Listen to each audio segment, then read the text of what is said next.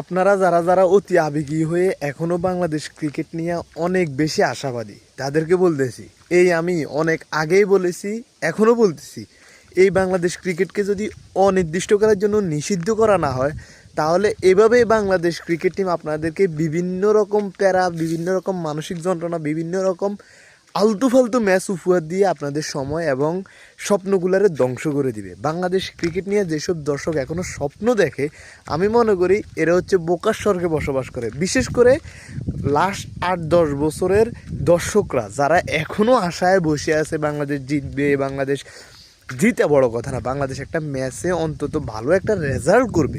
ওই যে 2-1 ম্যাচ বছরে, সপ্তাহে, তারপর হচ্ছে একটা সিরিজ ভালো করা, এগুলা আমরা সেই 10-11 থেকে 15-16 পর্যন্ত দেখে আসছি।